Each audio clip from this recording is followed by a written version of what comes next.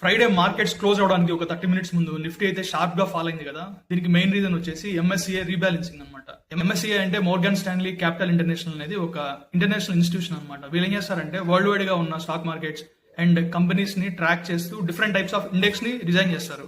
For example Indian markets కోసం MSCI India index అనే ఒకటి ఉంటుంది అనమాట.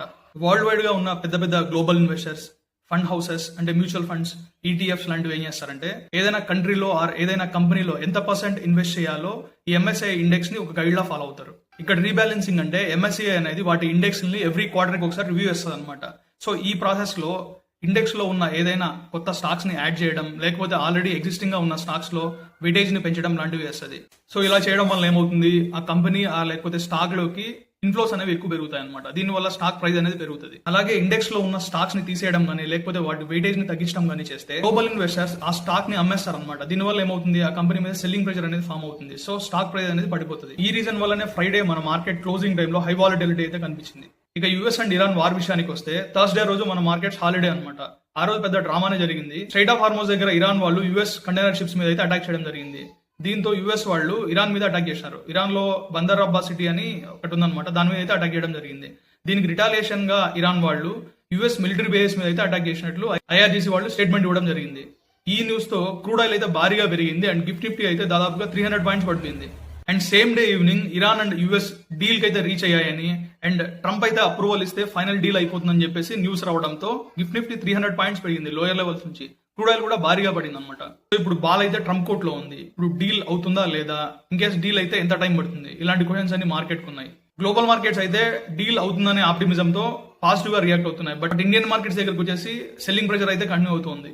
ఇక్కడ యూఎస్ కి మెయిన్ గా కావాల్సింది రెండు పాయింట్లు. ఒకటి, ఇరాన్ న్యూక్లియర్ యాక్టివిటీస్ చేయకూడదు. ఇంకోటి ఏంటంటే స్ట్రైట్ ఆఫ్ హార్మోస్ దగ్గర పాస్ అయ్యే షిప్స్ నుండి టోల్ కలెక్ట్ చేయకూడదు.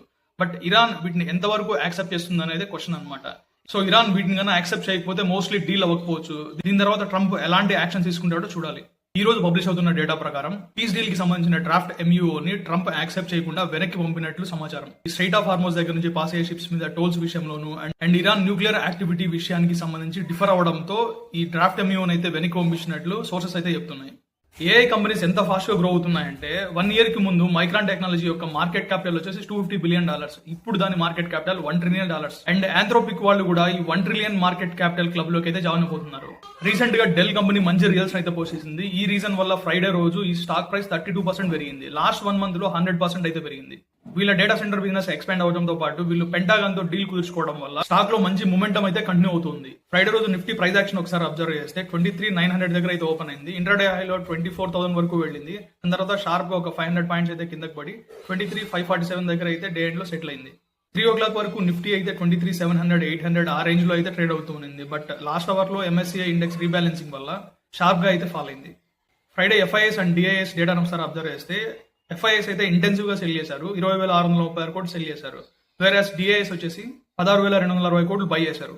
గోల్డ్ విషయానికి వస్తే 2 months లోలో అయితే ట్రేడ్ అవుతుంది. ఇక రూపీ విషయానికి వస్తే డాలర్ తో కంపేర్ చేస్తే 97 వరకు అయితే పడింది కదా.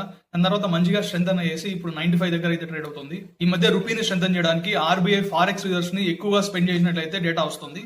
ఈ రోజు Indian government petrol, diesel and ATF exports మీద డ్యూటీస్ అయితే తగ్గించింది. పెట్రోల్ మీద అయితే ₹3 per లీటర్ నుండి ₹1.5 అయితే తగ్గించింది. అండ్ డీజిల్ విషయానికి వస్తే 16.5 నుండి ₹13.5 అయితే తగ్గించింది.